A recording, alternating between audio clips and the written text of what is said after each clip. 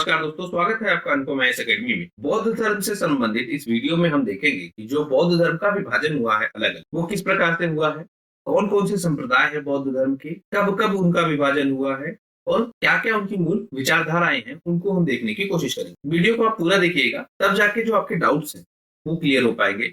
यदि आपने बीच से छोड़ दिया तो आप ये समझ लीजिए आप कंफ्यूजन की स्थिति में रह जाएंगे। एक बार आप इसको पूरा देख लीजिए, बहुत छोटा वीडियो होगा, तब जाके आप समझ पाएंगे कि बौद्ध धर्म का विभाजन कब कब और किस तरह से हो रहा था और जो उनकी विचारधाराएं हैं वो क्या है, उसको हम बहुत अच्छे से समझ पाएंगे। तो आइए शुरू करते हैं इस वीडियो को। मैं अनुपम तिवारी स्वागत करता हूं आपका अपने इस यूट्यूब चैनल पे, जहां पे हम इतिहास को बहुत ही डिटेल बेस से कवर कर रहे हैं, जो संबंधित आपका है यूपी पीसीएस से, यूपीएससी से और सारी सिविल सर्विसेज से जो स्टेट लेवल पे होती हैं। तो चलिए शुरू करते हैं। हम देख रहे हैं कि बौद्ध धर्म के जो संप्रदाय है वो कैसे बने थे। हमने पिछले वीडियो में देखा था कि दो विभाजन हमको देखने को मिलते हैं। जो आपका पहला विभाजन वो मिलता है कब, द्वितीय बौद्ध संगति में, और जो आपका दूसरा विभाजन है वो हमको कब मिलता है, चौथी बौद्ध संगति में। तो दो विभाजन हमको देखने को मिल रहे थे। अब हम इन विभाजनों को थोड़ा डिटेल से देख लेते हैं। देखिए, दूसरी बौद्ध संगति हो रही थी, दूसरी बौद्ध सभा हो रही थी, तो यहाँ पे दो संप्रदायों में विभाजन हो जाता है। हमने ये देखा था पिछली बार। एक संप्रदाय आपका होता है स्थाविरावादी या हेरावादी। इसका जो नेतृत्व है वो कौन करेगा, महाकच्चायन इसका नेतृत्व करेंगे, और ये संप्रदाय बाद में 11 संप्रदायों में विभाजित हो जाएगा। आप ध्यान देंगे कि हमको 11 के 11 नहीं पढ़ने हैं। हेरावादी के 11 संप्रदाय, फिर आपके महासांगिक के संप्रदाय, उन सबको हम बहुत डिटेल में पढ़ने जाएंगे। तो फिर ये वीडियो कई घंटों का होगा। हमको यूपीएससी में जितना पूछा जाता है या फिर यूपी पीसीएस में जितना पूछा जा रहा है उनको ध्यान में रख के पढ़ना, लेकिन हमको एक जानकारी हो कि किस तरह से विभाजन हो रहा है। तो जो आपका हेरावादी है इसका 11 संप्रदायों में विभाजन होगा, और ये लोग कौन से होंगे, रूढ़िवादी लोग। ठीक, अब ये रूढ़िवादी लोग हैं तो ये जो मूल विचारधाराएं हैं बौद्ध धर्म की उनकी बात करेंगे। जैसे कठोर भिक्षुक का जीवन, भिक्षा पे ही जीवन यापन हो, उसकी बात करेंगे ये लोग। अनुशासन जो है इनका वो बड़ा कठिन होगा, नियमों का ये लोग अनुसरण करेंगे। तो हम देख रहे हैं कि जो रूढ़िवादी परंपरा है वो उनको मिलती है थेरावादी रूप में। थेरावादी आप ज्यादा याद रखिएगा, यही ज्यादा पूछा जाता है। इसका दूसरा नाम जो है वो स्थविरावादी है, तो वो भी आप ध्यान रख सकते हैं। तो पहला विभाजन जो हो रहा है वो कब, दूसरी बौद्ध सभा में। दूसरा हमको मिल रहा है महासंघिक। महासंघिक का जो नेतृत्व है वो करेंगे महाकश्यप, और 7 संप्रदायों में हम महासंघिक को भी बांटते हैं। तो 11 संप्रदाय आपके कौन से, थेरावादी के, 7 संप्रदाय आपके महासंघिक, तो कुल मिला के 18 संप्रदायों में विभाजन हो जाता है बौद्ध धर्म। और जो आपका महासंघिक है इसने संशोधित नियमों को मान लिया। तो महासंघिक आपको मिल रहा है परिवर्तनवादी रूप में, और जो आपका थेरावादी है वो आपको मिल रहा है रूढ़िवादी रूप में। फिर हम देखेंगे कि जो महासंघिक है उसका विभाजन होगा जैसे एक व्यवहारिक रूप में, जिसके अंतर्गत फिर से विभाजन होगा जिसको कहेंगे लोकोत्तरवादी। फिर आकुटिक के रूप में विभाजन मिलेगा, उसके बाद उसमें फिर से विभाजन हो जाएगा जिसको कहेंगे गोकुल की। फिर विभाजन होगा जिसको कहेंगे बहुश्रुति, और फिर से एक और विभाजन होगा जिसको कहेंगे प्रजापतिवादी, और फिर एक आखिरी विभाजन होगा चैतन्यवादी के नाम से। तो आप देखिए, पहली बार एक विभाजन होगा जिसमें एक व्यवहारिक, आकुटिक और चैतन्यवादी के रूप में इसका विभाजन हो जाएगा। महासंघिक का 3 भाग में विभाजन हो जाएगा फर्स्ट स्टेज पे। फिर एक व्यवहारिक डिवाइड होगा आपका लोकोत्तरवादी में, मतलब एक व्यवहारिक में ही 2 धर्म बन जाएंगे, एक जो मूल भावना को मानेंगे और एक जो लोकोत्तरवादी भावना को मानेंगे। फिर एक होंगे आपके जो आकुटिक है, आकुटिक का एक फिर से डिवीजन होगा जिसको कहेंगे गोकुलिकी, और गोकुलिकी भी बाद में जाके 2 पार्ट में डिवाइड हो जाएगा। तो इस तरह से कुल 7 भागों में हमको डिवीजन मिलता है महासंघिक का। अब हम देखेंगे थेरावादी को और उसके डिवीजन को भी देखेंगे। फिर हम देखते हैं तीसरी बौद्ध सभा होती है। अब जो आपके थेरावादी, इनसे अलग होके एक नया संप्रदाय बनेगा जिसको कहेंगे सर्वास्तिवाद। आप क्रम समझे रहिएगा, बाद में हीनयान और महायान में जो डिवीजन होगा वो इन्हीं के बेसिस पे होगा। तो आप क्रम समझे रहिएगा कि महासंघिक का डिवीजन हो गया 7 पार्ट में।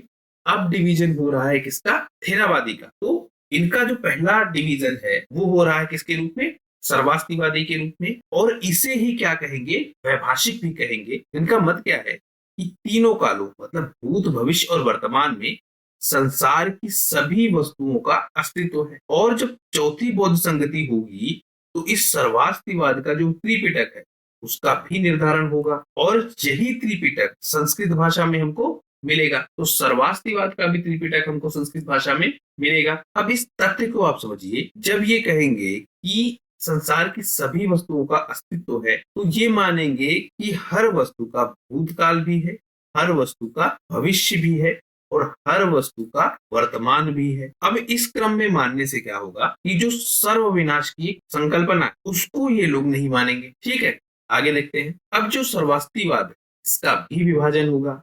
कैसे? एक विभाजन होगा वैभाषिक के रूप में, जो सुत्त पिटक पे आधारित होगा और इसकी उत्पत्ति मुख्यतः कहां से होगी? कश्मीर से। तो सर्वास्तिवाद का विभाजन हो रहा है किस रूप में? वैभाषिक रूप में। और कहां से ये उत्पत्ति हो रहा है? कश्मीर से। इसके जो आचार्य हैं वो धर्मत्राट, घोषक, बुद्धदेव और वसुमित्र मिलते हैं।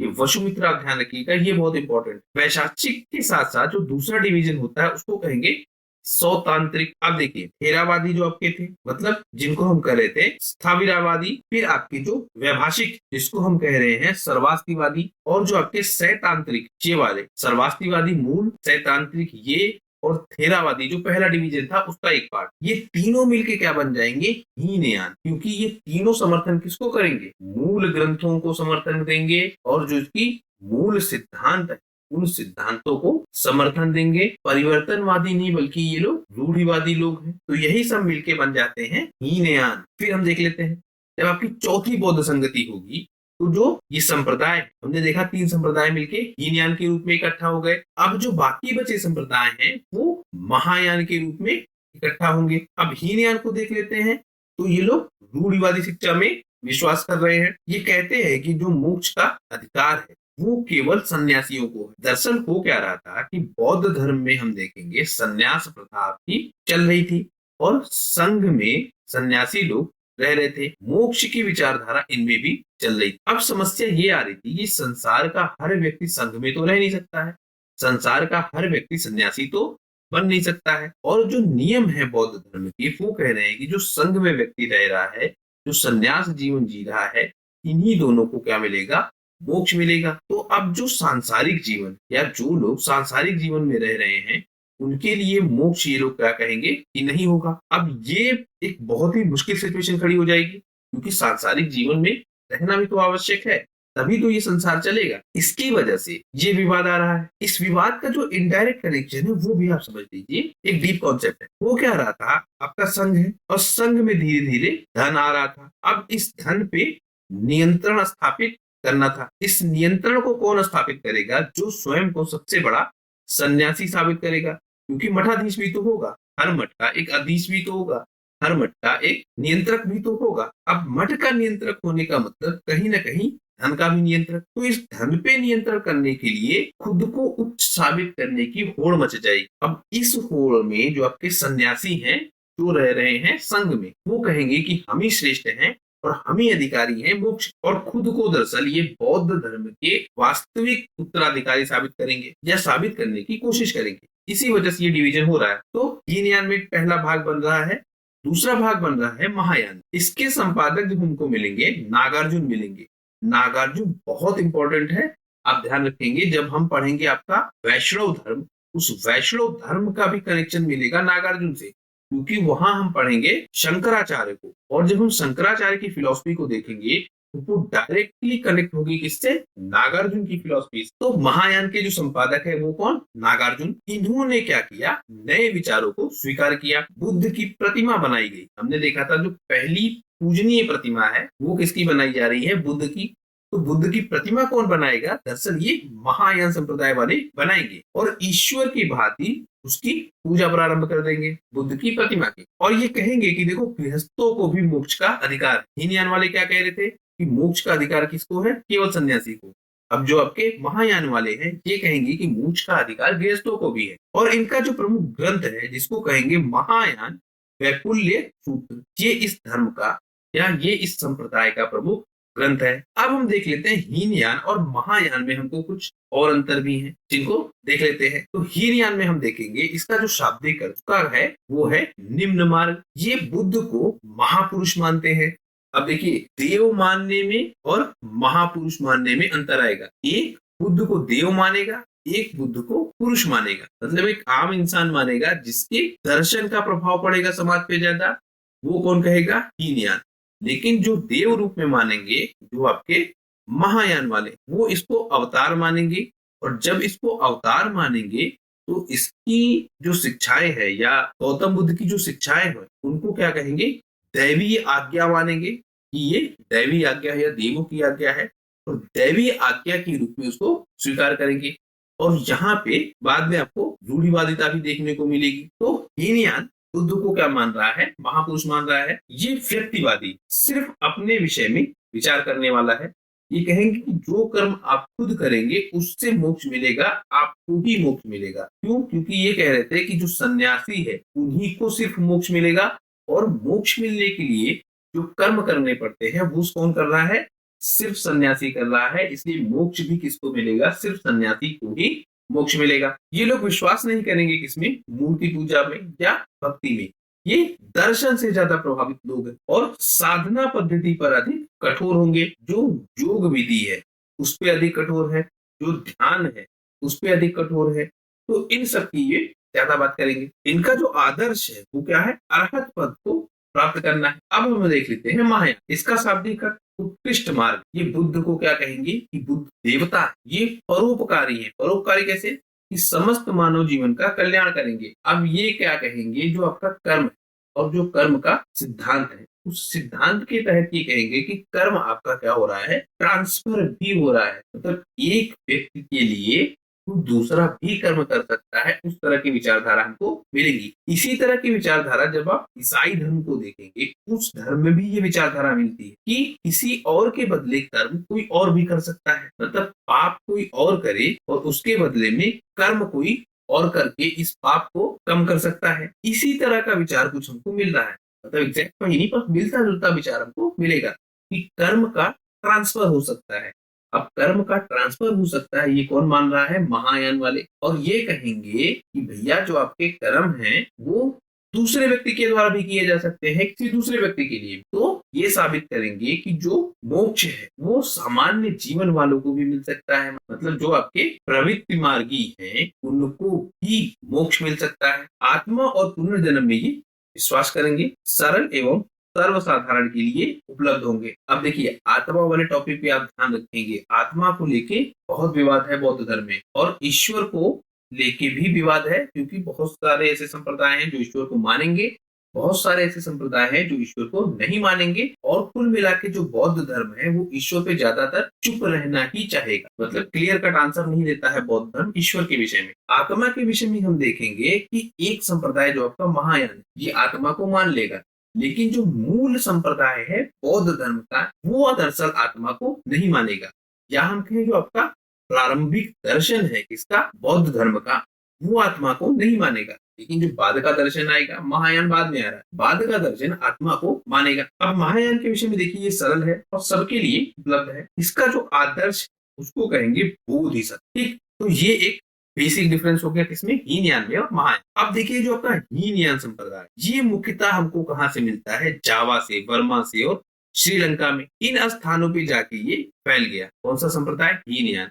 हीनयान मतलब जो आपके रूढ़िवादी है। अब ये हीनयान इन जगहों पे कैसे फैल रहा है, क्योंकि अशोक समर्थक है इस संप्रदाय का, और अशोक अपने पुत्र को, अपने पुत्री को श्रीलंका जैसे भेजता है इस धर्म के प्रचार के लिए। तो अशोक बड़े बड़े अभियान करेगा इस संप्रदाय का प्रचार करने के लिए। इसीलिए हम देखेंगे कि हीनयान हमको कहाँ मिलेगा, जावा में, बर्मा में और श्रीलंका में। इसके बाद में दो भाग हुए। एक भाग हुआ वैभाषिक के नाम से, जिसकी उत्पत्ति होती है कश्मीर में, और इसे कहेंगे वाह्य प्रत्यक्षवाद। इसको, वैभाषिक को। अब देखिए हीनयान में भी आपका बंटवारा हो रहा है। इसके आचार्य जो हमको मिलेंगे वसुमित, बुद्धदेव, धर्मत्राट और घोषक मिलेंगे। फिर जो दूसरा भाग है उसको कहेंगे सैद्धांतिक।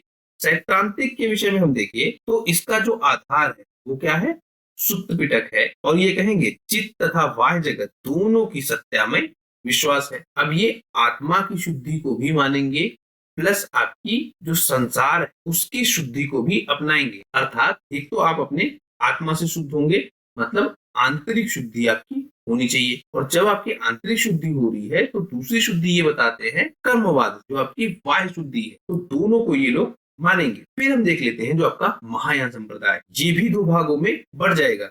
अब पूरा देखिएगा, बहुत डिटेल से देखिएगा, बहुत ध्यान से देखिएगा, तब जाके आप समझ पाएंगे। अलग अलग टाइम पे अलग अलग रूपों में ये संप्रदाय लगातार बढ़ रहे हैं। महायान में हम देखेंगे एक मिलेगा आपको शून्यवाद, जिसको कहेंगे माध्यमिक। इसके प्रवर्तक हमको मिलेंगे नागार्जुन। माध्यमिक कार्य का एक रचना मिलेगी हमको नागार्जुन की, और इससे क्या कहेंगे, सापेक्षवाद भी कहेंगे। फिर हमको मिलेगा विज्ञानवाद, जिसको योगाचार के नाम से भी जानते हैं।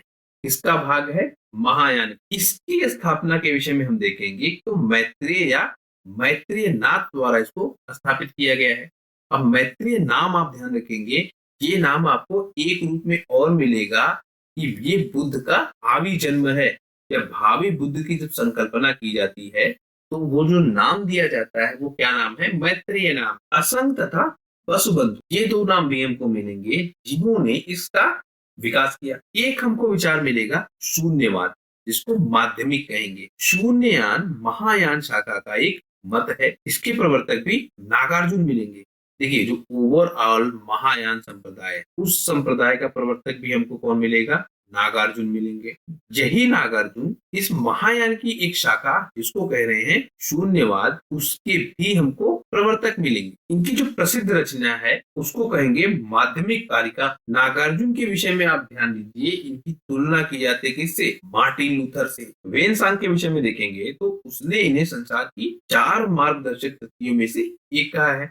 यहाँ नागार्जुन के विषय में आप देखिए, इसलिए मैंने कहा था कि नागार्जुन इतने महान क्यों हैं। इन्हें भारत का आइंस्टीन भी कहा जाता है। चीनी मतानुसार नागार्जुन ने चीन में भी बौद्ध धर्म की शिक्षा दी थी, तो नागार्जुन इसलिए भारत में भी इंपॉर्टेंट हो जाते हैं और चीन में भी आपके इंपॉर्टेंट हो जाते हैं। इस मत के कुछ अन्य विद्वान भी हैं, जैसे चंद्रकीर्ति, शांति देव, शांति रक्षित्व, आर्यदेव। तो एक बार फिर से पूरा डिवीजन आप देख लीजिए। हम देख रहे थे कि दूसरी बौद्ध सभा हो रही थी, यहाँ आप ऐसे चार्ट बना के देख लीजिए। तो दूसरी बौद्ध सभा में डिवीजन हो रहा था। फिर डिवीजन आपका होगा 4th बौद्ध सभा में। जब दूसरी बौद्ध सभा में डिवीजन होगा तो वहां पे निकल के आएगा आपका थेरावादी और महासांख्यिक। फिर ये बाद में भी डिवाइड होंगे अलग अलग पार्ट। फिर जब आपकी तीसरी बौद्ध सभा होगी, वहां पे हमको एक मिलेगा सर्वास्तिवाद। फिर आपकी चौथी सभा होगी, जहां पे हमको मिलेगा हीनयान और महायान। अब इस सर्वास्तिवाद का भी देखिए बाद में डिवीजन होगा 2 पार्ट में। चौथी बौद्ध सभा हो गया।